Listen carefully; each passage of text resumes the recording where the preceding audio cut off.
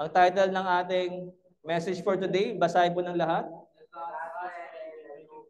Thank you. The Gospel and the New Priests. And this is part 18 of the 4 pillars of the Christian Gospel. And today is October 15, 2023.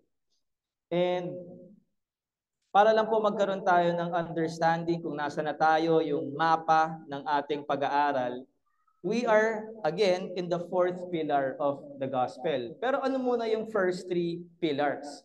Ito ay, who is God and who is man? O question, sa mga dumadalo na dito more than 2 times, 3 times, kilala niyo na ba kung ano o sino talaga si God from the Bible? Kasi baka punta kayo ng punta rito, wala naman kayo naiintindihan, sinayang niyo lang yung oras niyo. This is about who God is at sino ka bilang tao. Kung hindi mo pa rin yun alam ngayon, after 2 times ka na nag-a-attend dito, you're wasting your time. Hindi mo pa rin kilala yung Diyos na lumikha sa'yo at kung sino ka bilang nilikha. Okay?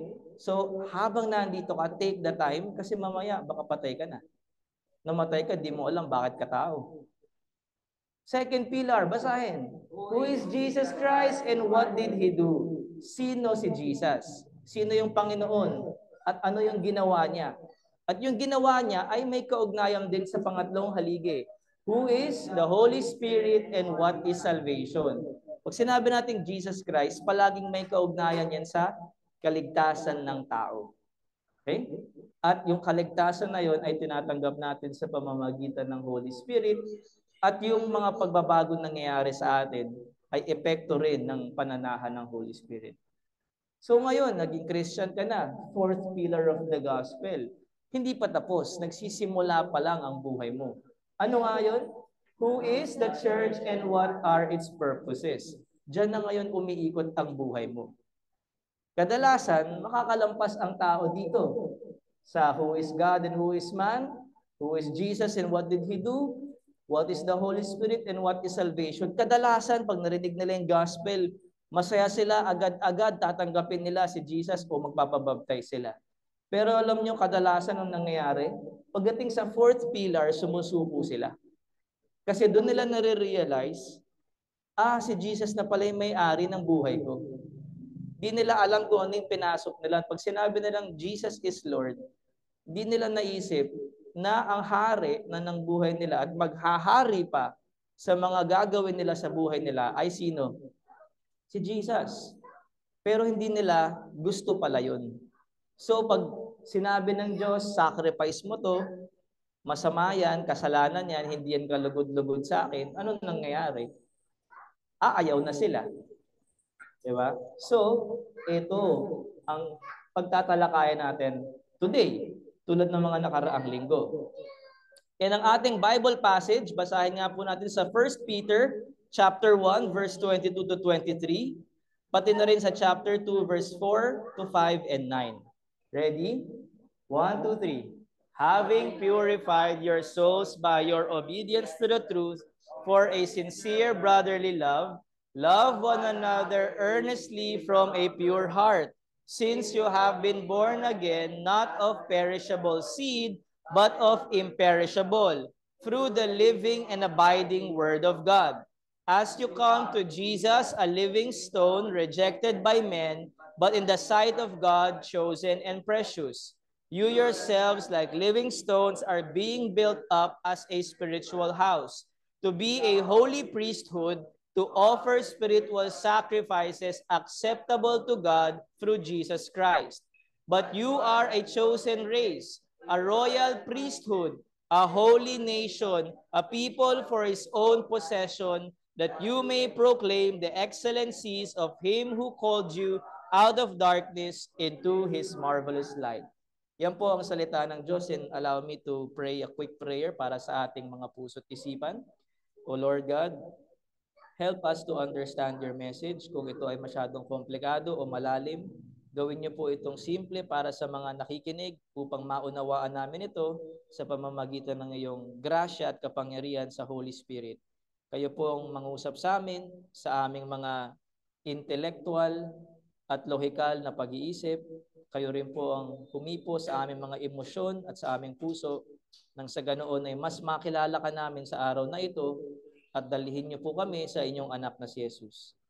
Lahat po ng inihanda ko, Panginoon, ay para sa inyo at mula sa inyo, pero kung ano man po ang sa tingin niyong tama, yun po ang ibigay niyo sa amin sa araw na ito, sa pangalan ni Jesus. Amen. Alright? Ready na ba kayo? Alright, so sa mga friends natin nasa online, we will begin now our study of God's Word mula dito sa main Bible passage na ito. And to help us, ano nga po ulit ang ating fourth pillar of the gospel? Sabay-sabay basahin. Bilang mga santo, tayo'y minarkahan, niregaluhan, ginagawang banal ng Diyos, at bilang pari ay makapagpapatuloy sa ating pakikipag-alyansa kay Kristo, lalago at magbubunga ng makadiyos na karakter, mabubuting gawain at mga disipulo sa pamamagitan ng ating pananampalatayang matyaga, matiisin at masunurin. Ating makakamta ng muling pagkabuhay mula sa kamatayan sa pagbabalik ni Jesus.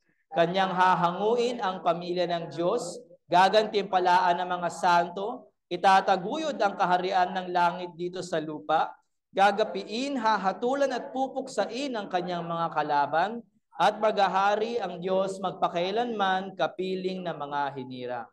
Yan po ang ating fourth pillar of the gospel. At para sa ating big idea, focus tayo dun sa first part and dito sa mga naka-highlight. Bilang mga santo, tayo minarkahan, niregaluhan, ginagawang banal ng Diyos. At for today, ito ang tatalakayin natin. Yung ating pagiging pare ay makapagpapatuloy sa ating pakikipag-alyansa kay Kristo, lalago at magbubunga ng makadiyos na karakter, mabubuting gawain at mga disipulo. So again, focus tayo sa ating pagiging pare. Baka this is the first time that you've heard about this. Lahat po ng Kristiyano na nananampalataya kay Jesus ay ginawang pare. And I will explain from the Bible why this is so. Okay? First point ng ating outline, ito ay nakabase sa pagiging great high priest o dakilang punong pare ng Panginoong Hesus. Diyan nakabase yung ating kaligtasan at kasama sa kaligtasan na yun ang pagiging pare natin. Kung wala si Kristo bilang ating dakilang punong pare, walang kaligtasan at wala rin ang ating pagiging mga pare. Pangalawa, anong ibig sabihin kapag tinawag tayong mga pare ng Biblia? It means or it is connected with the new covenant, yung bagong tipan. Hindi kagaya ng sa Old Testament sa mga Hudyo. Sa New Testament, it is open for all by faith in Christ. And hindi na tayo dapat kailangan Levitico or mula sa angkan ng mga Levites para lang maging pare. Dapat tayo ay nasa angkan ni Kristo sa ating pakikipag-alyansa sa Kanya. That's the replacement or the new and better covenant. Pangatlo, now that you are a new covenant priest, hindi naman pwedeng nakaupo ka lang at nagpapahinga ka lang sa bahay mo. You are now to offer spiritual sacrifices. Kanino? To God. At kanino pa? Hindi, isa lang naman yun eh. Father, Son, and Holy Spirit is one God in three persons, di ba? Sino pa dapat ang pinagsisilbihan natin? Ang simbahan, ang kapwa mo Kristiyano.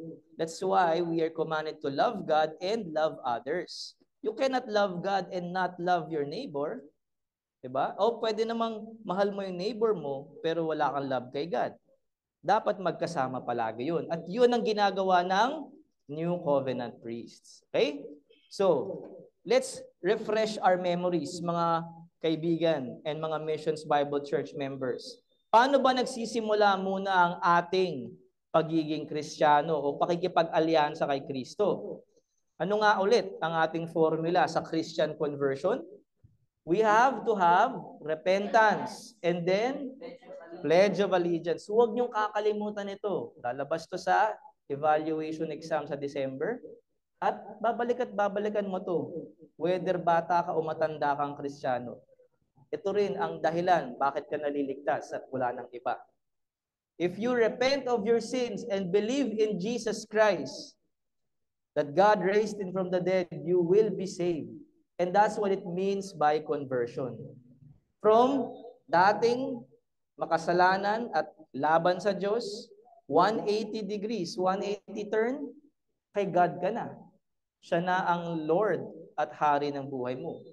At yun ay dahil sa grasya ng Panginoong Jesus.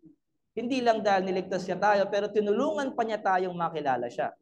Right now, kung naririnig mo tong mensaheng to, the grace of God, si God, kinakausap ka ngayon. Binibigyan ka ng opportunity to make a serious decision for your life, for your eternity. Pero kung ang decision mo wala yan, okay lang yan, bahala na yan, next week na lang ulit, hindi mo yun sinasabi sa akin. Sinasabi mo yung kay God na nangungusap sa iyo ngayon sa isip mo at sa puso mo. Ang tinatanggihan mo, ang tinatalikuran mo ay si God. Kasi sa Kanya galing yung gospel, yung mensahe. Now, nagdesisyon ka na isuko ang buhay mo, na magsisi sa kasalanan at maniwala, ano mangyayari? You will be justified. Ano nga ibig sabihin ng justified? You are atoned. Ano yung atone muna? Naalala nyo ba? O ulitin ko ulit. Every Sunday, inuulit ko to. Dapat alam nyo na to kasi matatapos na yung taon. 2023 na ng October. Atone means, binili ka ng Diyos. Binayaran yung mga kasalanan mo. Redeemed, pag-aari ka na ng Diyos. Propitiated, galit sa iyo ang Diyos dahil wala ka kay Kristo dahil sa iyong mga kasalanan. Pero, kapag naging convert ka, nanampalataya ka, napapawi ang galit ng Diyos laban sa iyo. At kung napawi ang galit, pinapatawad ka na. At kung napatawad ka na, bati na kayo ng Diyos, reconciled na kayo. At hindi natatapos doon ang biyaya. Binibigay ng Diyos ang kanyang Holy Spirit para pumasok sa buhay mo. Sa pagkatao mo, gagawin kanyang bagong nilalang. Born again and regenerated. Adopted, sealed, and gifted. Nagiging tunay na anak ka ng Diyos. Minarkahan ka, original ka na anak ng Diyos, hindi peke. At binigyan ka ng mga spiritual na regalo. As in, bagong nilalang ka. Hindi ka na yung dati. You will be a new man, a new creation. At dahil bago ka ng tao, you will have a sanctified life. Ano nga ulit ibig sabihin nun sa likod? What is a sanctified life? Ginawa ka ng banal ng Diyos. Katanggap-tanggap na kahit hindi ka naman perfect, pag tinignan ka ng Diyos, He sees you as righteous and holy because of Christ, not because of you. Ano ba naman pwede mong ibigay sa Diyos na gagawing tatawagin kang banal ng Diyos? Diyos lang ang banal. God gives His Son for your holiness. At kung ikaw ay holy sa mata ng Diyos, that's because you are a child of God and a kingdom citizen by faith in Christ. Hindi ka na lang si Jiro na taga Makati, na taga Sembo. Ikaw ngayon ay kabilang na sa pamilya ng Diyos at sa kaharian ng Diyos, ang una mong katapatan. Yun ang kinabibilangan mong kingdom o society. And last week, tinalakay natin that you are now a saint. So hindi ka na lang ginawang banal ng Diyos. In your present experience, tinuturuan ka pa ng Diyos paano mabuhay ng banal sa model ni Jesus Christ. And today, we are now going to understand why you are a priest. Yung pagiging santo natin na ginagawa tayong banal ng Diyos sa ating experience, hindi yun magic. Na parang, uy, feeling ko banal ako, tapos lulutang ka na lang. Pag gusto mong maging banal, o ma-experience mo yung kabanalan ng gusto ng Diyos para sa'yo, there is something that you must do. Active, may participation ka. At yung ginagawa mo na participation as a saint, yun ang mga tungkulin ng isang pare. Okay? And malamang wala kayong idea kung anong ginagawa talaga ng pare base sa Biblia.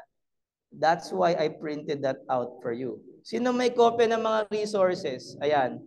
So, kung meron kayo niyan, pwede nyo basahin sa bahay nyo or mamaya habang tinatalakay natin yan. Because that's the basics of what a new covenant priest does to serve God and the church. Okay? So basic lang talaga ang pagiging pare. Hindi siya kailangang komplikado o magarbo. Hindi rin siya special na sila lang, kami hindi. Pero pare-pareho naman kaming nananampalataya kay Jesus. Hindi totoo yun, walang ganun. Kapag na kay Kristo ka, pari ka, dahil meron kang tungkulin. Okay? So, first part, ano ang basihan ng ating pagiging pare? Basahin, Christ the great high priest. So, chapter 1 verse 22 ng unang Pedro, having purified your souls by your obedience to the truth for a sincere brotherly love, love one another earnestly from a pure heart, since you have been born again, not of perishable seed, but of imperishable, through the living and abiding word of God. As you come to Jesus, a living stone rejected by men, in the sight of God, chosen and precious. What can we observe mula sa Bible verse na to? Diba, binasa natin yung salita ng Diyos eh. What is God trying to tell you? Personally, and as a church. Una, sabi niya, all who have had their souls purified. Yung kaluluwa mo daw, nalinis sa pagsunod mo dun sa gospel, sa katotohanan ng gospel ni Jesucristo. Ano yung pagsunod na yun? Ito yun, yung sinabi ko sa inyong repentance and belief. Ito yung tinutukoy na tamang response pag narinig mo at naintindihan mo yung gospel ni Jesus Christ. Yung tinuturo ko ngayon. And dahil dyan, ikaw ay ginawang bagong nilalang, bagong tao. And now you are called a priest. Pangalawa, lahat ng bagong nilalang ay ginawang pare from a purified heart. All priests are from a purified heart meant to love other priests. Sa madaling salita, nung ginawa kang pare, kasama doon yung dapat kang magmahal ng kapwa mo Kristiyano. You will be living in the ways of love. In the way that Christ loved you. Malinaw ba yon? So isa sa mga ginagawa daw ng mga pare is from a purified heart, they love other Christians. Christians love other Christians. Sabihin nga natin yun. Christians love other Christians. If you belong into a church, do you love your churchmate? That's the question. And how do you love them? You serve them. Third, since priesthood o yung pagiging pare is given to all regenerated Christian converts, ang origin o pinagmulan nito is from Christ, the great high priest. Anong ibig sabihin ng pagiging great high priest ni Jesus? Siya ang dahilan ba't ka naligtas. Yun lang yun. Siya ang namagitan sa iyo at sa Diyos Ama na may galit sa iyo. Siya yung dahilan bakit napawi yung galit ng Diyos laban sa mga kasalanan mo at pagwawalang bahala mo sa Kanya. And if you put your faith in Jesus, yung blessing ng salvation ay mapapasayo. Kagaya ng mga binanggit ko kanina sa bilog na to. Lahat yan ay part ng package ng blessing ng salvation. Okay? Therefore, makinig kayo dito. Therefore, the Bible does not continue, reinvent, or replace the separate class or office of the Old Testament priesthood. Hindi na tayo dapat sumunod sa Old Testament priesthood na mga nag-aalay ng hayop, gumagawa pa sila ng mga templo noon, may mga cleansing pa sila ng mga ceremonies para lang makapagsilbi sa Diyos. Hindi na tayo kabilang doon. Kabilang tayo sa bagong priesthood na mula kay Jesus. Okay? Yung dating priesthood o pagiging pare ng mga lumang tipan sa Old Testament, yun ay foreshadowing o paghahanda para maintindihan ng mga tao kung ano yung totoong priesthood na ginampanan ni Jesus Christ para sa lahat. It is fulfilled in Christ and comes to a fruition. Kumbaga isipin mo yung Old Testament, pagtatanim lang yun ng isang binhi. Pagdating sa panahon ni Jesus at sa panahon ng church, ito na yung puno na sumibol na may mga prutas na. Ang puno, okay? Yung puno nagsisimula yan sa buto, 'di ba? Sa binhi. Yung binhi, hindi pa yun yung tunay na puno. Correct? Tutubo pa yan, magiging maliit na halaman hanggang sa magkaroon siya ng mga tangkay, 'di ba? Even then, hindi pa rin yun yung tunay na puno. Masasabi mong matured na yung puno o kompleto na yung puno kapag nagbubunga na rin siya ng mga bulaklak at prutas. Tama? Yun ang New Testament. Yung puno ng kaharian ng Diyos kung saan may prutas at bulaklak na. Wala nang pwedeng ipalit pa doon. Ito na yun. Kung di ka pa rin pasok dito, wala nang susunod para sa'yo. Wala nang next. Alright? So, this is where the gospel nature of universality is applied to the priesthood of all legally adopted children of God's family. Kung ang gospel para sa lahat sa pamamagitan ni Jesus, ang pagiging pari din ay para sa lahat sa pamamagitan ni Jesus. Hindi mo ngayon kailangan gumawa ng special differentiation or class kasi ang gospel ay para sa lahat. Yun ang tinuturo ng Bible para sa atin. Kasi, basahin, si Jesus, anak ng Diyos at anak ng tao, ang tanging perpekto at magpakailanmang alay at pari na namamagitan sa tao at Diyos Ama. Because of Him, everything is complete. Wala na tayong pwedeng idagdag. Okay? Kahit yung mga pagsisilbi natin, hindi natin yung dinadagdag sa ginawa ni Jesus. Dinadagdag natin yun dun sa misyon ni Jesus na ibigay yung gospel sa lahat ng tao. Magkaibang bagay po yun. Okay? Pagdating sa kaligtasan at sa mga blessing ng kaligtasan, sapat na po si Jesus. Malinaw? Okay, tandaan nyo yan ha. Bakit? Kasi sabi na nga ng salitang priest, dun sa mismong salita na galing sa salitang Griego na hieros. Okay? It is someone who offers a sacrifice or has the charge, yung leader of things pertaining to God. Alright? And the high priesthood in the Old Testament is based on, points to, and is finalized in Jesus Christ. Wala nang susunod sa Kanya.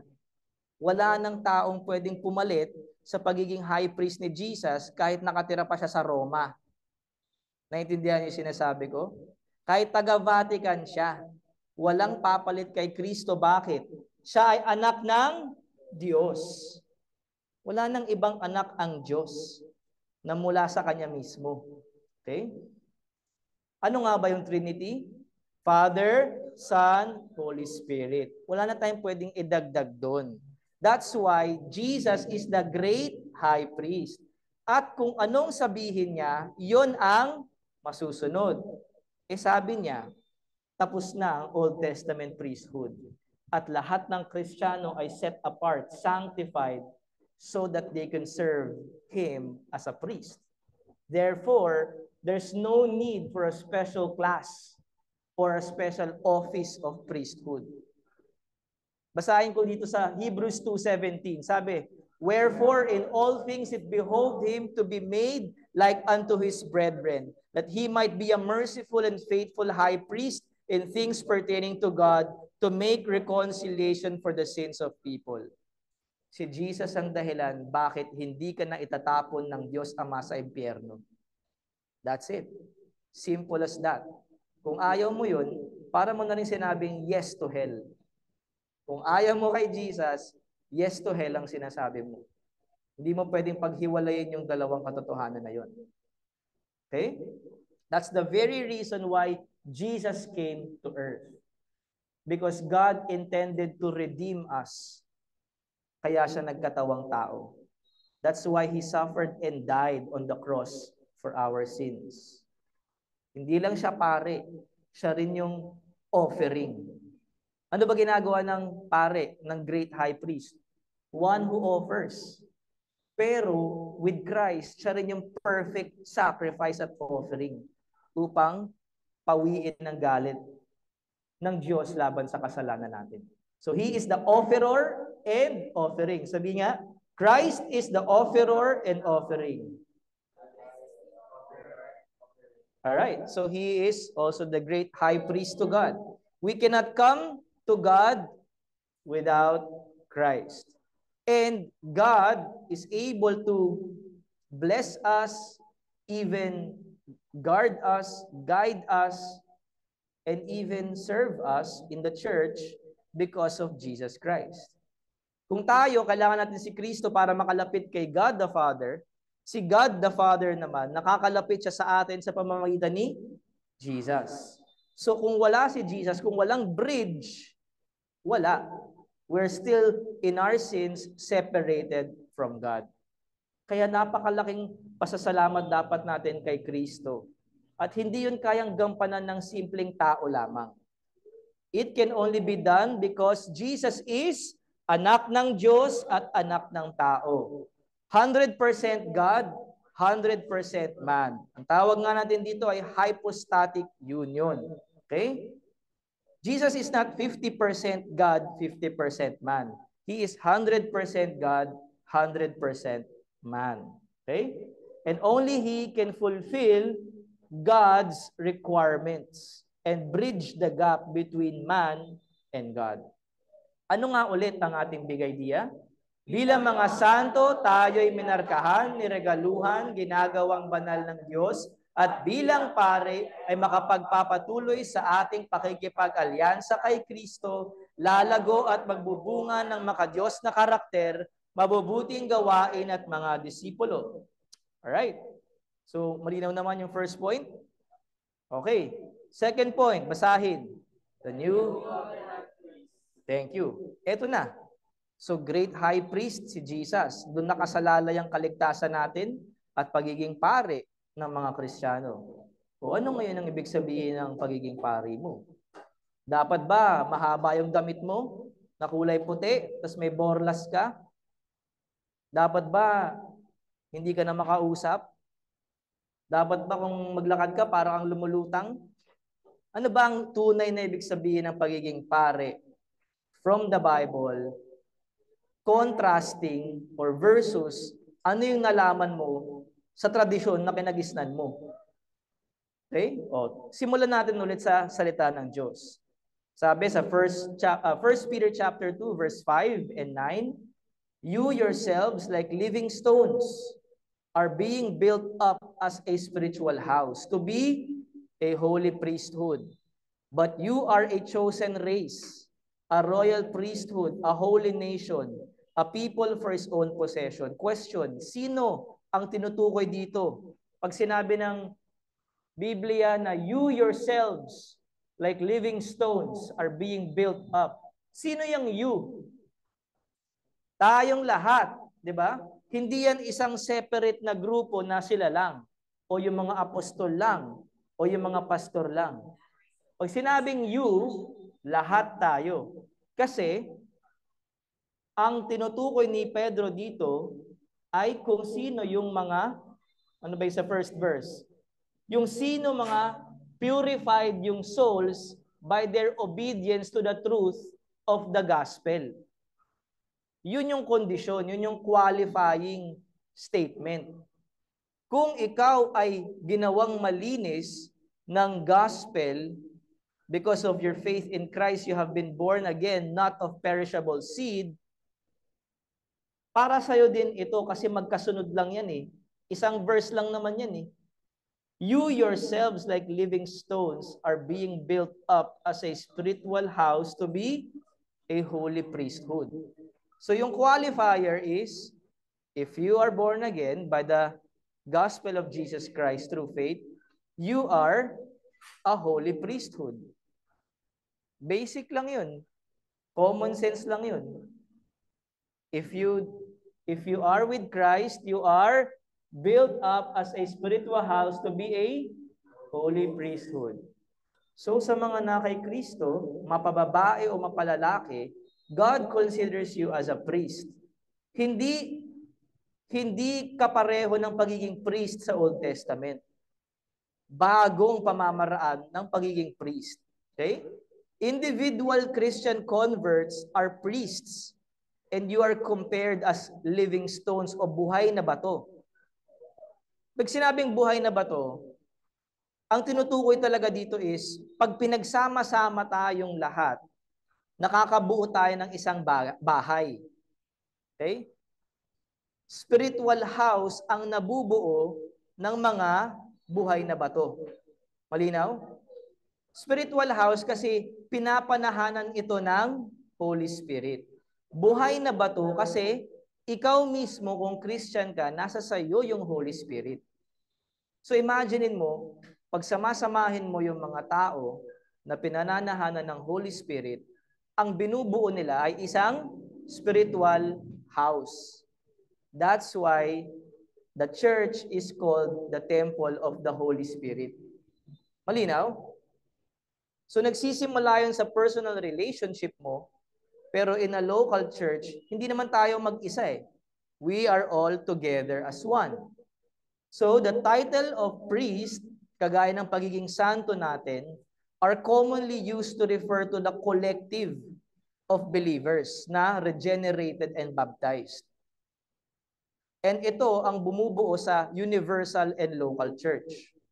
Question, kabilang ka na ba sa isang simbahan? Nabaptize ka na ba sa loob ng isang local church? Saan? Saan? Nung baby ka?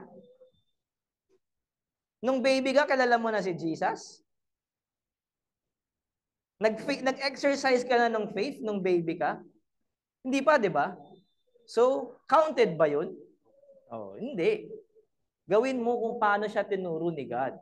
You are baptized because you understand the gospel and sinuko mo yung buhay mo. Hindi dahil wala kang magawa kasi baby ka, iyak ka lang ng iyak. Diba? Binuhusan ka na ng tubig. Ganun lang. You get baptized because you believe Christ. If you cannot surrender your life to Christ, don't get baptized. Okay? Because it means nothing. So, if you are a Christian, you build up the spiritual temple or spiritual house of God. Basahin natin lahat. 1 Corinthians 3, verse 16 to 17. Ready? Do you not know that you are God's temple and that God's Spirit dwells in you? If anyone destroys God's temple, God will destroy him. For God's temple is holy and you are that temple. So yung you are God's temple, ano yan? Plural yan, yung you na yan. Hindi lang you as in one person, as in you as a collective. Okay?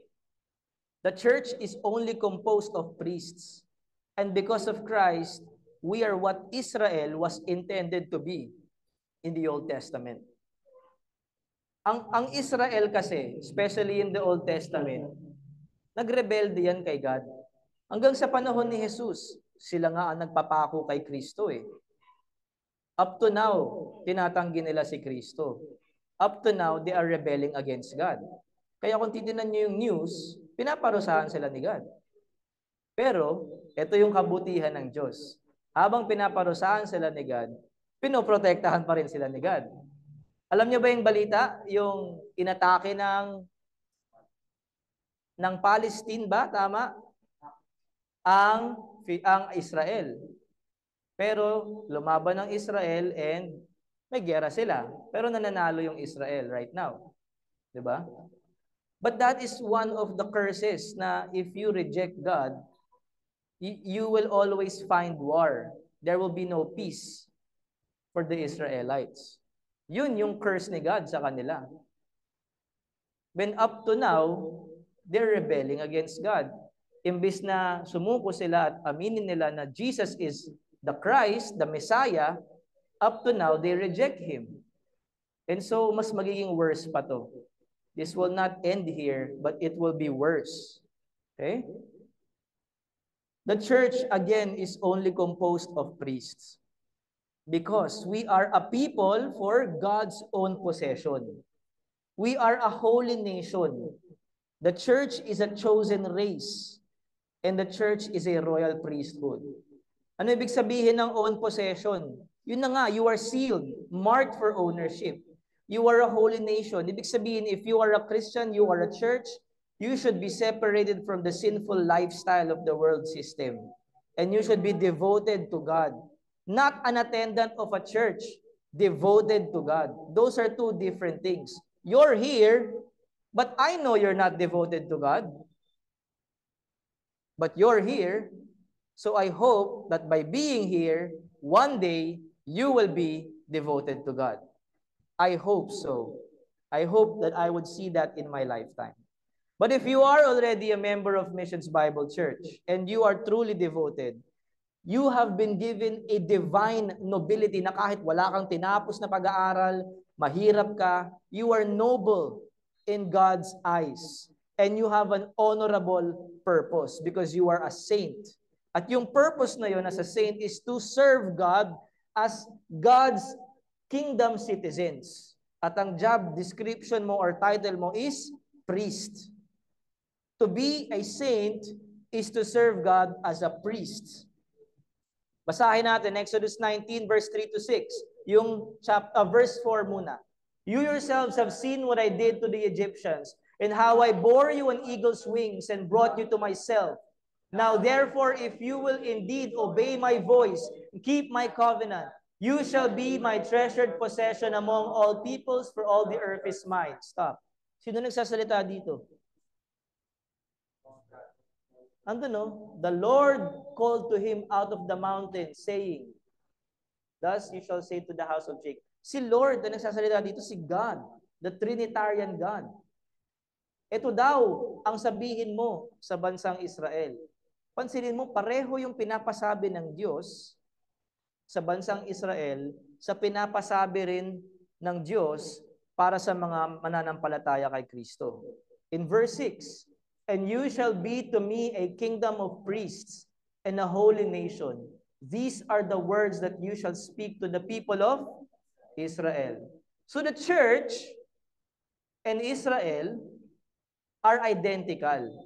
Paano yun? Eh, hindi naman tayo Hudyo. Well, let me explain to you. Ano nakikita nyo sa harap? May dalawang side. Israel and church. Sa Biblia, pag sinabing Israel, ang unang pumapasok sa atin yung ethnicity nila o yung pagiging physical na Hudyo sa dugo, sa laman. Kapag sinabing church, usually naiisip mo building o yung mga physical na tao. Partly totoo yun. But in God's economy, in God's eyes, He only considers true Israelites because they have faith in Him. They had faith in the Old Testament towards God, looking forward to the coming of the Messiah. In the New Testament, we have faith in God because Christ has come and He will come again the second time to save us. Anong pareho sa kanila? Faith in God. So, what it means is to be a spiritual Israel and to be part of God's true church, you have to have faith. Tama. And that's the only requirement from beginning to end. Faith. So it doesn't matter kung Pilipino ka, Chinese ka, o Hudyo ka. If you don't have faith, you are not saved. You are not part of God's people. You are not a saint. You are not a child of God. You are not a kingdom citizen. And you are not a priest.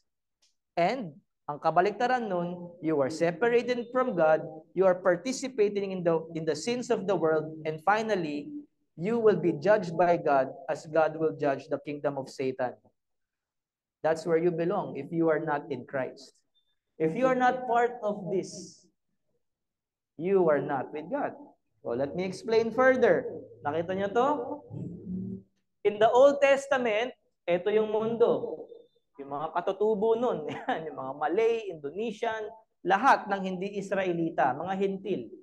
If they want to be saved, they have to place their faith in God sa pagiging isang Israelita. Kaya may circumcision. It means, I place my faith in God, now I will live like a Jew. I will obey Moses' commandments. At magpapacircumcise ako as a mark of my faith in the covenant. And then, hindi ka pa pwedeng maging priest kasi hindi ka naman Levitical priest. Kasi nga, convert ka lang to Israelite faith. At ang high priesthood ay para sa pamilya lamang ni Aaron. Okay? At isa lang yan hanggang sa mamatay siya. Pero binago na yan ng Diyos in the new covenant when Christ came. In the world, okay, lahat ng bansa, maaari nang maging kabilang sa people of God. Hindi na nila kailangang maging Israelita at sumunod sa batas ni Moises at sa kultura ng mga Hudyo. Rather, bilang Pilipino, bilang Chinese, pwede mong ipagpatuloy yung kultura mo as long as you have faith in Christ and you obey Christ's commandments. Which makes you a part of the church. Sinong part ng Missions Bible Church dito? Taas ang kamay. Yung members. Hudyo ba kayo? O paano ka naging kabilang sa church ni Christ? It is by faith in Christ. And hindi mo na kailangan maging Levitical priest or maging mula sa angkan ni Levite. Because of faith in Christ, you become consecrated and you can now serve God as a priest. Kahit Pilipino ka, kahit hindi ka Hudyo. At hindi na kailangan ng isang tao para maging high priest. Dahil si Kristo na ang tumatayong great high priest natin. Kaya wala na tayong isang leader na tumatayo at magre-represent para sa isang Kristiyano. Na-imagine nyo ba yun? Lahat ng relihiyon may mga ganun sila. Pero ang tunay na biblical ng Kristyanismo, wala. Bakit? Because we believe that Jesus is present in the church through His Holy Spirit. Ang sabi ng Panginoon, He is the head of the church. Yan. Nagalaman dyan. So in Ephesians 2 verse 11 to 22, ito yung patunay na ginawa ng iisa ng Diyos ang tao, mapahintil o Hudyo by faith in Christ. Okay? Verse 14, for He Himself, speaking of Jesus, is our peace, who has made us both one and has broken down in His flesh the dividing wall of hostility by abolishing the law of commandments expressed in ordinances, that He might create in Himself one new man in the place of two, so making peace and might reconcile us both to God in one body through the cross, not by your works, but by faith in Christ. So, in verse 18, for through Him, speaking of Jesus, we both have access in one spirit to the Father. Kahit Pilipino ka, hindi ka Hudyo, kahit hindi ka Levitical priest, makakalapit ka sa Ama. Hindi mo kailangan ng middleman. Kung ngayon, naiintindihan mo to, uwi ka sa bahay mo, tinamaan ka ng Diyos, nakonsensya ka, lumuhod ka, umiyak ka, kinausap mo ang Diyos, Lord, ipaintindi mo sa akin kung anong ibig sabihin ng gospel, makikinig ang Diyos sa'yo. Hindi mo kailangan dumaan kay Father o kay Mother. Makikinig ang Diyos sa'yo. Bakit? Pinadala nga ng anak niya para iligtas ka eh. Ito na nga yung ginawa ni Kristo eh. Makikinig siya sa'yo kung makikipag-usap ka sa Kanya. You can come to God directly. You are now fellow citizens with the saints and members of the household of God, built on the foundation of the apostles and prophets, Christ Jesus Himself being the cornerstone. We are now joined together, grows into a holy temple in the Lord, and you are being built together into a dwelling place for God by the Spirit. So lahat ng elemento ng pagiging Kristiyano nandyan. Citizen of God's kingdom, you are a saint, member of God's family, a child of God, and a priest. Grows into a holy temple in the Lord, speaks of the priesthood. So lahat yun para sa'yo if you are a baptized, regenerated Christian. At yun din naman yung mga tinatalikuran mo kapag tinatalikuran mo si Christ. Kapag nire-reject mo yung gospel. So, naintindihan na natin what it means for us to be a priest. Tama ba? May idea na tayo kahit kaunti according to God's word. tignan naman natin yung according to man's tradition. According to man's word na mali. Ano sabi nila? Basahin. Doon muna sa title. Basahin natin, tungkol ba saan to? What is the priesthood in Roman Catholicism? Sino Roman Catholic dito? Taas ang kamay. Kung hindi kayo Roman Catholic o kung nag-a-attend kayo doon, I'm not against you, but this is the wrong things that they are teaching. Ito, sabi nila, ang priest daw, not all members have the same function. These ministers in the society of the faithful are able, by the sacred power of orders, to offer sacrifice and to forgive sins. Ibig sabihin daw, para sa kanila, yung priesthood, hindi para sa lahat, although lahat ginawang priest. Hindi lahat pwedeng mag-serve in that same function. So by that, ginagawa nilang opisina ang priesthood, hindi isang titulo na para sa lahat ng Kristiyano. Ginagawa nila itong isang official position in the church. Meron ba tayong binasang ganun? Wala, di ba? So saan nakuha yun? Pangalawa, sila daw ang successors ng mga apostles. Ibig sabihin, yung mga pari daw, mga nagpapatuloy ng ministry ng apostles. Therefore, meron din silang ganong klase ng otoridad sa simbahan at sa buhay mo. Question, ano bang qualification ng apostles? Di ba dapat nasaksihan nila ang buhay ni Kristo at nakausap nila, nakasama nila sa ministeryo? Nangyari ba yun sa kanila? So bakit mo nasabing pinapagpatuloy nila yun? Wala rin naman sa Biblia yun. Pangatlo, established in the order of the priesthood, they can be co-workers of the episcopal order for the proper fulfillment of the apostolic mission. Ano ibig sabihin nun? Malalim eh. Ibig sabihin nun, nung sinabi ni Jesus na ipamahagi niyo yung mabuting balita, sila lang ang dapat talagang gumawa nun. Sila yung official lamang. Ano ba sabi sa atin ni Jesus? Go therefore and make disciples of all nations. We're commanded, all of us are commanded to defend our faith, to share the gospel. So, X agad. Susunod, they share the authority by which Christ builds up, sanctifies, and rules His body. Payag kayo nun? Hindi lang si Christ ang nagpapabanal sa inyo, sila din. Pero ano ba sabi sa Biblia? Binasa natin, di ba? You yourselves like living stones. Ay, mali, ito pala. Di ba binasa natin kanina? Having purified your souls by your obedience to the truth for a sincere brotherly love. Sino yung sa atin, naglinis sa atin? Si Jesus dun sa gospel niya, yung truth niya, di ba? So bakit sinasabi niya dito na meron din silang power and authority to cleanse you? Kaya kayo sunod-sunuran. Kasi hindi nyo naintindihan yung sinabi ng Diyos. Ang sabi ng Diyos, siya ang maglilinis sa inyo, hindi yung binibigay sa tao, na gawin para sa kapwa-tao. Wala silang otoridad kasi si Kristo lang ang nakapaglilinis sa atin. O sabi dito, priest by anointing of the Holy Spirit are signed with a special character and are conformed to Christ, the priest, in such a way that they can act in the person of Christ.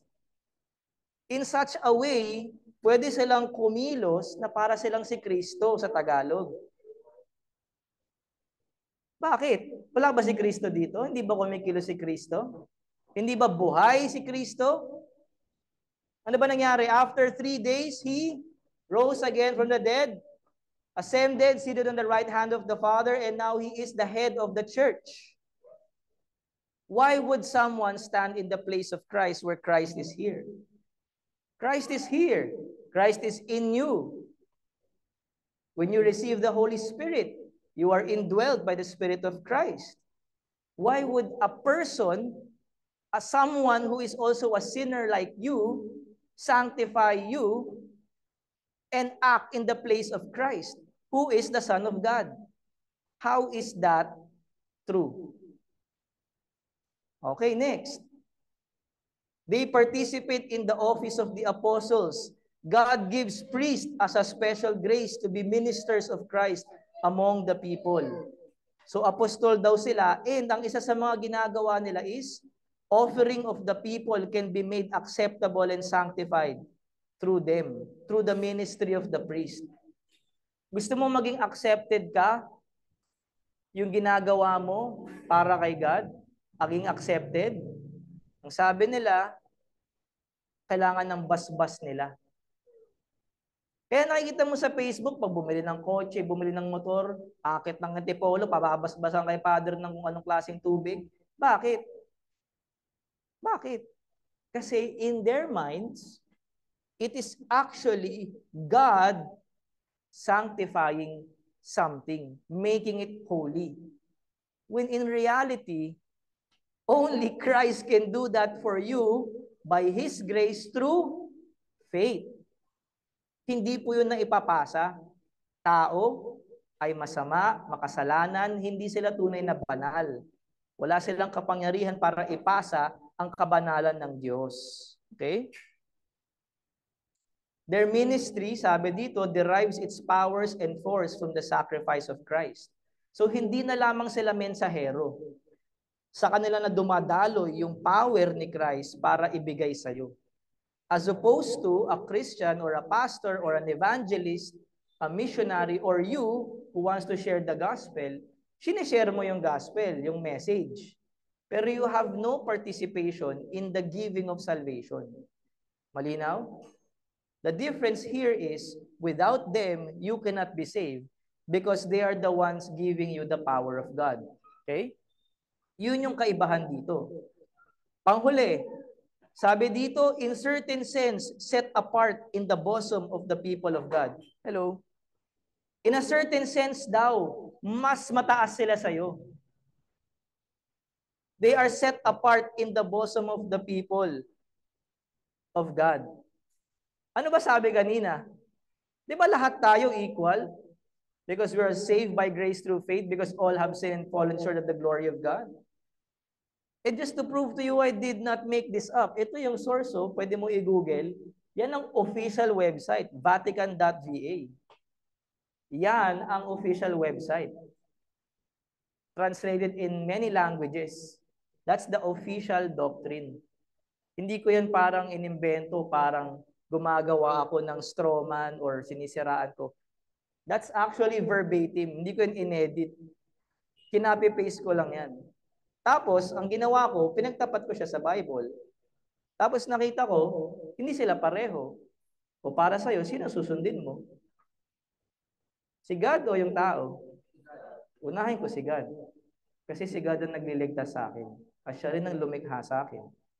And at the end of the day, siya rin ang huhusga sa akin. Amen? Alright. O, ito pa. Source din to, hindi ako nag-invento niyan, ha? Yan yung source. Ano daw ang requirement? Basahin nga natin. How do you become a priest in the Roman Catholicism? O ito yung mga requirements. You must be a man. Okay, accepted. You must be at least 25 years old. Okay. You must be baptized. Okay. You must have undertaken. You must be unmarried. Etong malupit. You must not have gone through a divorce or must annul your marriage if you are separated. So tinuturuan ka pa niyang sirain yung marriage covenant mo. 2 years must pass. Okay. Yeah, apply and attend seminary, etc. Question, meron bang Bible verse na pwede mag-support dyan? Wala. Pwede mong i-visit yung website. Walang Bible verse na support yan.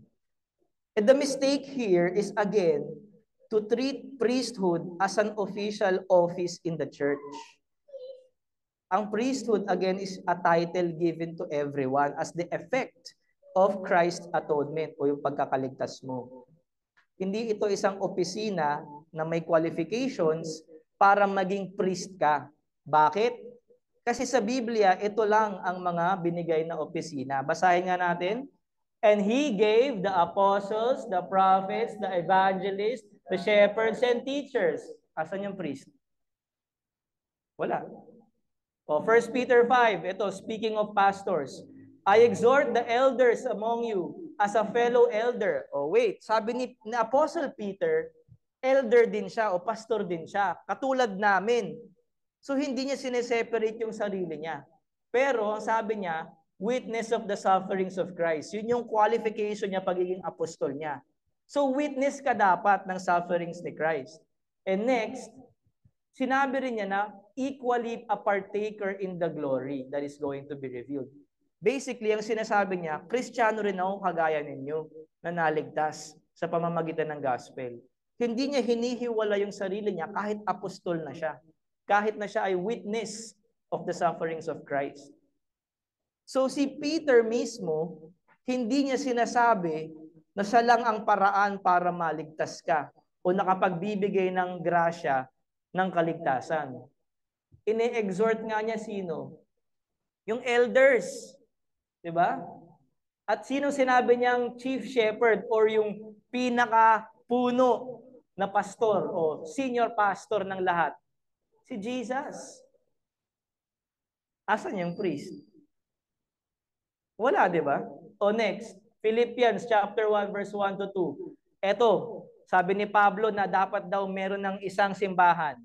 Paul and Timothy, servants of Christ Jesus to all the saints. O, lahat ng Kristiyano in Christ. Who are at Philippi with the overseers and deacons. Ang overseers ay kapareho ng elders at ng pastor. Ayan, no? Elders, oversight, shepherd. Equal lang yan. Iisa lang yan. Iba-ibang term lang ginamit. O ito pa. Titus 1 verse 5. Sabi ni Pablo kay Titus, kaya kita iniwan sa Crete so that you might put what remained into order and appoint priest? Hindi. Elders. Appoint pastors in every town as I directed you. And you can read in verse 8 in 1 Timothy chapter 3 verse 1 yung mga qualifications ng pastors and deacons. What does that tell you? Walang priest na office. Kasi lahat tayo priest. Yun ang epekto ng ginawa ni Christ.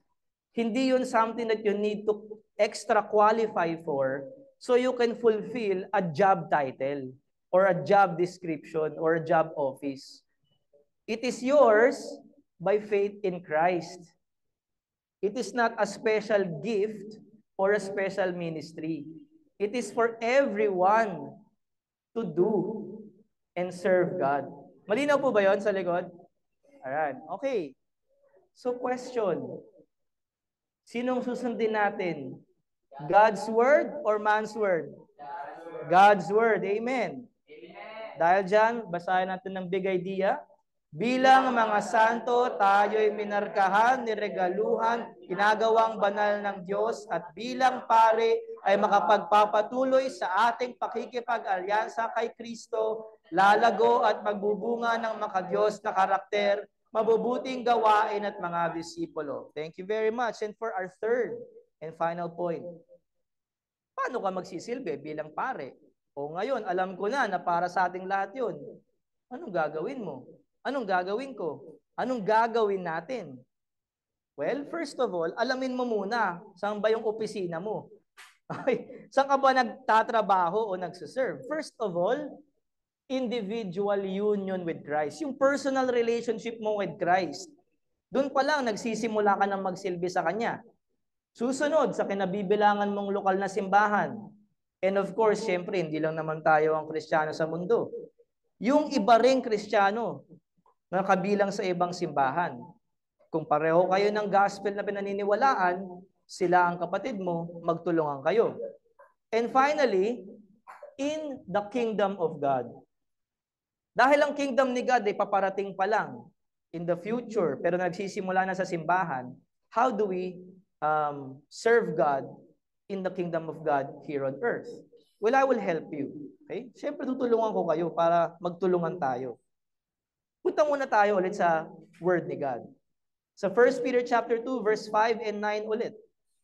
Bakit daw tayo ginawang pare? Basahin ang lahat sa likod. To offer spiritual sacrifices acceptable to God through Jesus Christ, that you may proclaim the excellencies of Him who called you out of darkness into His marvelous light. Ang galing talaga ng word ni God, no? Parang alam niya na may magko-corrupt ng word niya. Kaya pinasabi na niya agad kay Pedro, your spiritual sacrifices are acceptable to God through not the priest. Through Jesus Christ. Di ba? O, tingnan nyo yan. Babalikan ko lang. Kasi gusto kong i-emphasize sa inyo yung kaguluhan na ginagawa eh. Ayan, no? So that the offering of the people can be made acceptable and sanctified by the Holy Spirit through the ministry of the priest. Through the ministry of the priest. Ano sabi ng word ni God? To offer spiritual sacrifices acceptable to God through Jesus Christ o ministry nila? Jesus Christ. Ang galing talaga ni God eh. Alam niya na may gagawa nun eh. Kaya pinasabi niya mismo yung mga salitang yan eh. So, how do we serve God now that we know that we are acceptable to God through Jesus? Bigyan ko kayo ng idea. Hindi ito masaya. 1 Peter chapter 2, verse 11 to 12. Sabi niya dito, abstain from the passions of the flesh, which wage war against your soul. Keep your conduct among the Gentiles honorable. When they speak against you as evildoers, sinasabi nila, wala ka naman eh. Kala ko ba nag-a-attend ka dyan? Eh, ba't parang masama ka pa rin? Kahit di nila alam yung talagang nangyayari sa'yo o ginagawa ng Diyos sa buhay mo, they may say this. Pero anong sabi ni God?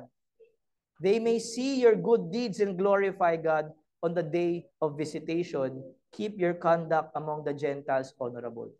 Kahit masama sila sa'yo, remain in your good and godly conduct. O ito, para mas madali, nasa mga papel nyo yan eh. Ayan, meron pala kayo. Hindi ko nababasahin lahat yan kasi ang dami yan, but i-take home nyo yan. Bibigyan ko pa kayo ng copy. Pero as individuals, especially Missions Bible Church members, here physically and online, as a Christian, as an individual Christian, ikaw, in your personal relationship with God and your relationship with your church, simulan mo saan? Basahin? Personal godliness. Yani, what do you mean or what do you think it means kapag sinabing personal godliness?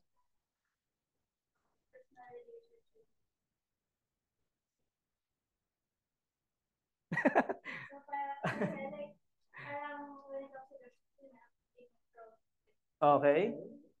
O one word, devoted to God. Be devoted to God. Obey God. In anything that you do, kahit walang nakatingin sa'yo, personal eh. Sa CR ka, walang nakakita sa'yo. Devoted ka ba kay God?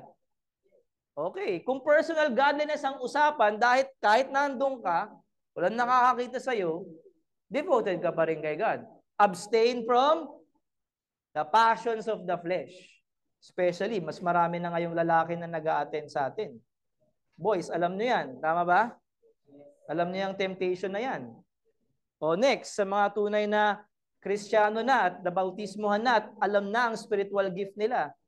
As individuals, meron kayong office or ministry.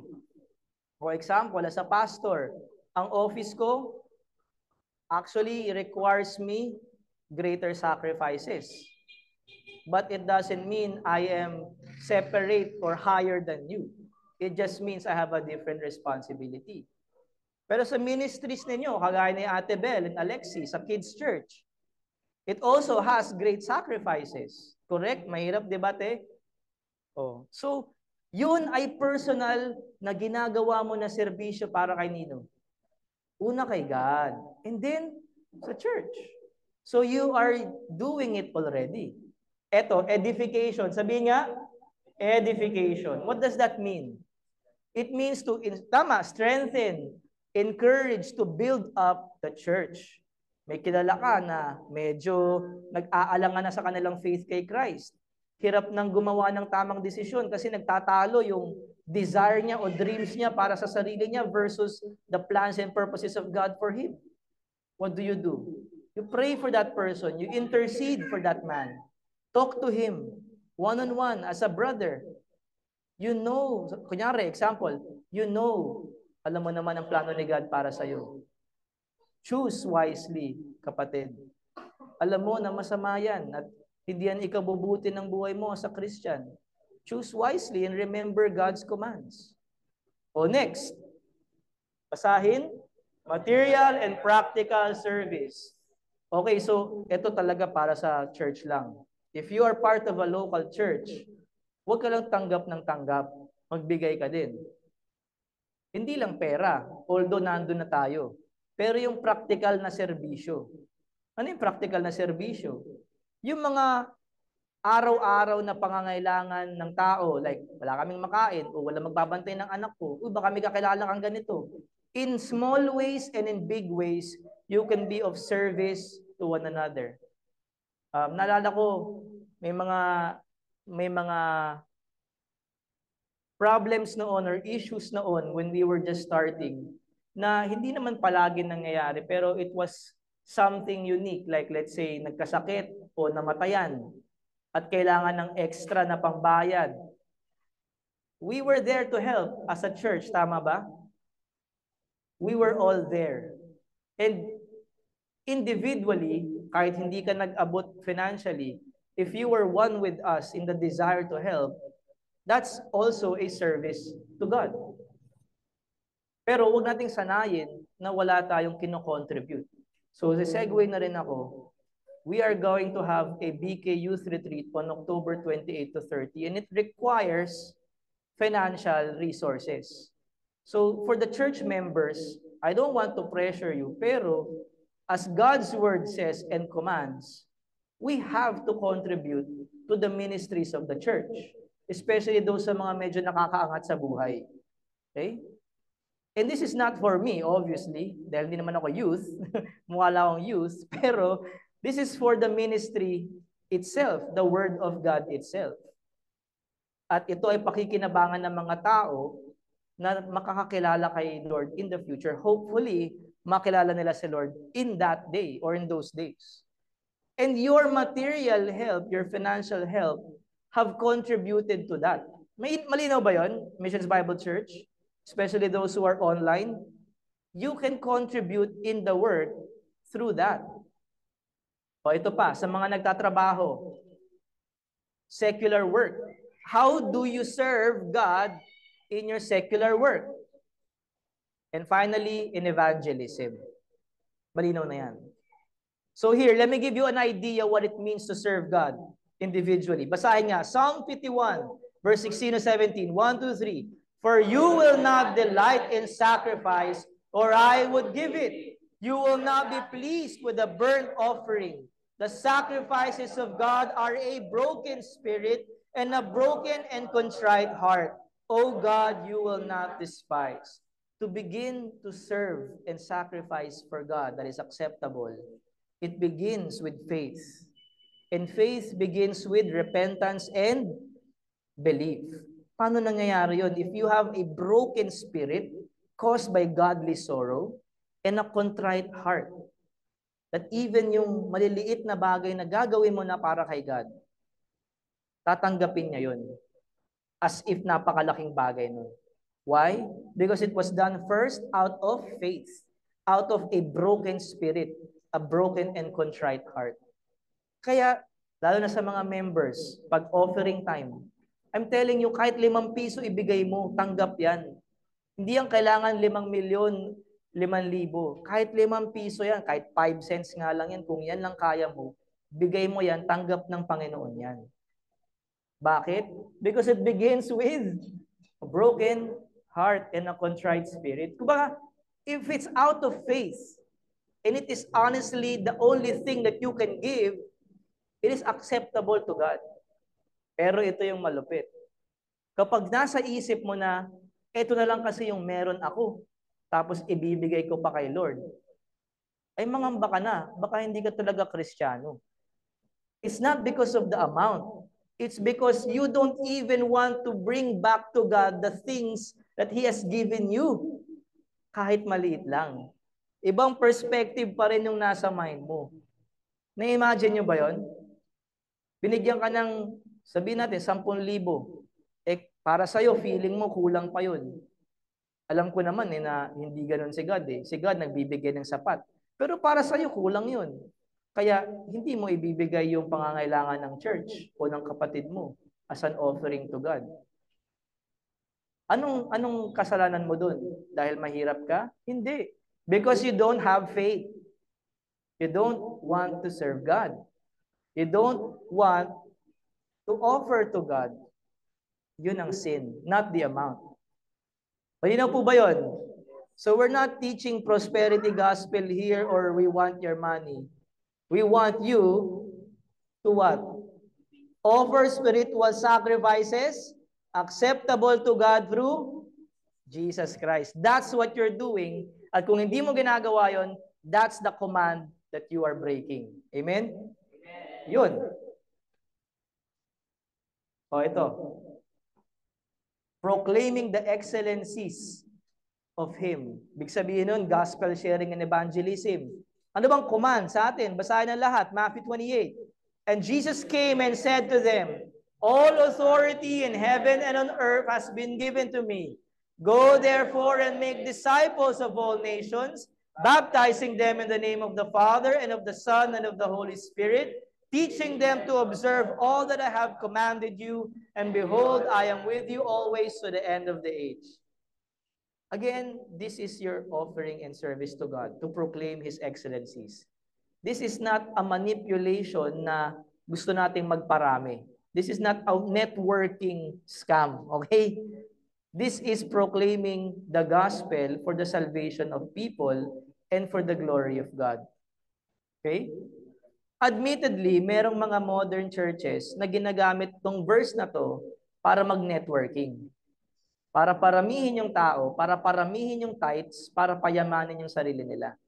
That's not what we do here. Okay? Kaya nga again, mag-review kayo dahil sa December, meron tayong evaluation exam. Pag hindi mo yun naipasa, sorry, kahit nagbibigay ka ng offerings dito, church discipline ka. Kasi we're not after your money. We're not after the numbers. We're after what? Offer spiritual sacrifices acceptable to Jesus Christ, to God through Jesus. If your faith is non-existent, you are not acceptable to God. You cannot offer spiritual sacrifices. Therefore, you cannot be with us. Malinaw?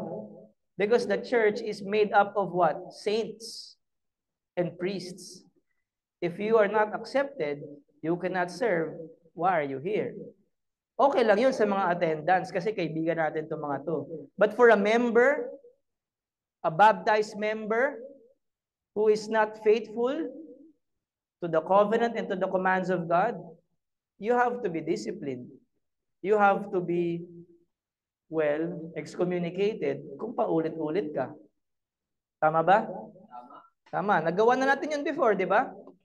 Okay, so kung walang totoong Kristiyano, walang church. Huwag natin ipilit. Okay? Right. Move on. As a church, eto na, sisimplihan ko lang. Tapos na natin yung pagiging individual.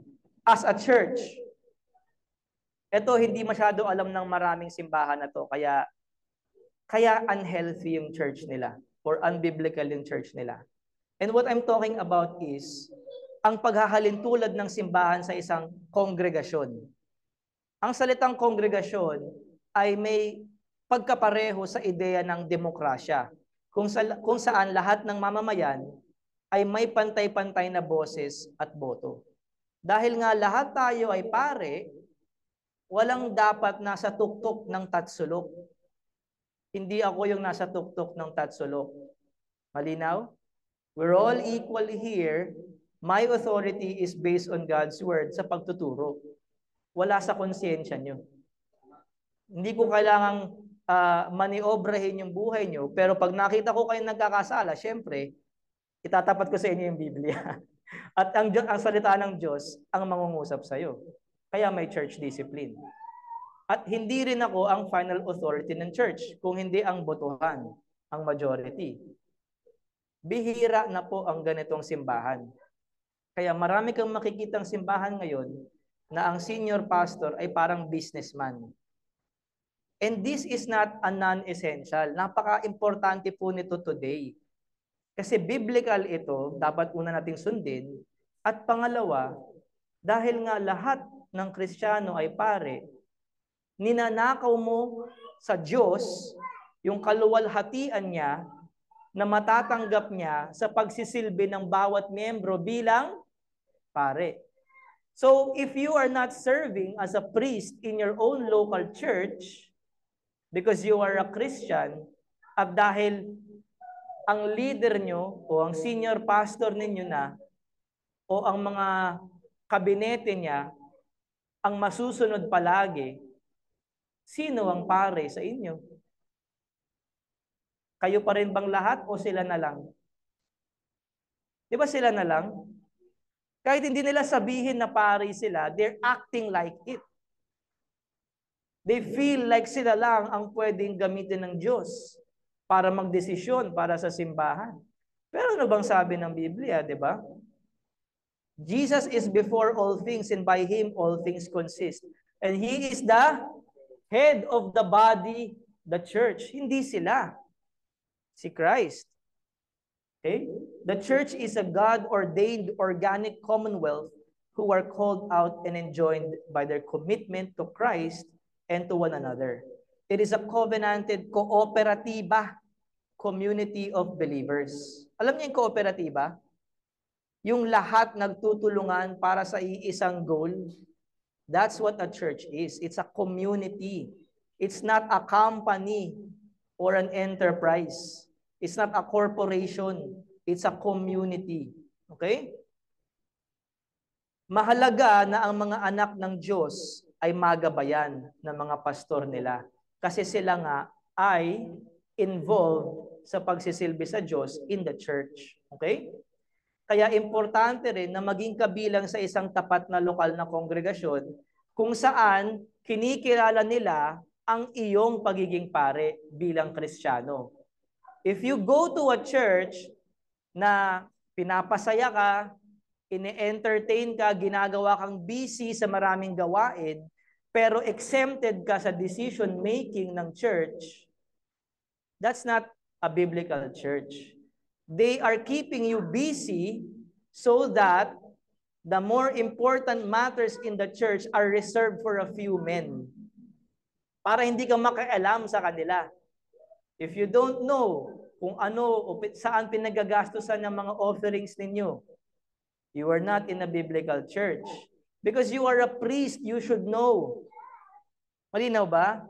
Hindi yun naka-reserve sa konting tao lang. Lahat tayo, as a church member, dapat merong say, may botohan. Okay? Meron tayong binibigay na layaw sa mga pastor natin in terms of their ministry, like yung pagtuturo nila ng Biblia. Pero when it comes to the overall direction of the church, it's not in my hands. Pwera na lang kung tamad-tamad kayo, ayaw nyo mag-aral ng Biblia. O, diba? Wala kayong wisdom. Hindi nyo magabay yung church. Napipilitan ako mag-step up. Turo tuloy ako ng turo. Pero kung lahat tayo as a priest, nag-aaral ng salita ng Diyos, alam yung commands and will ni God, sa tingin mo, anong mangyayari sa church na punong-puno ng mga pare? Napaka-healthy nun. Napaka-useful nun para kay God. To be a Christian church, there must be a meaningful, regenerated, and baptized membership. Because there is what we call a priesthood of all believers. Kung sa isang church, no, walang membership, anyone can come in and go. They do not honor the priesthood of all believers. What it means is, yung pinaka-essence of the church, what makes it a church, wala na yun. Kasi anyone can be a part of it. Kahit peke. Kahit wala naman talagang faith. Kahit wala namang marks. Wala namang evidence. Kahit hindi pa baptized. Malinaw po ba? How important this is? Maaaring hindi nyo pa naiintindihan kasi bago pa lang kayo. Pero sa mga matagal ng Kristiyano at galing sa mga simbahang ganito, may malaking problema na dinudulot ito sa overall direction ng Christian church in the world. when you remove the responsibility of the Christian to serve his God, you are leaving it to a few men na sadly, inaabuso yung mga members nila. You want an example? Check nyo yung Hillsong Church. Kung gaano karami yung mga kaso ng rape, pedophilia, homosexuality, at corruption sa pera. Research nyo. Panoorin nyo nga yung documentary about it.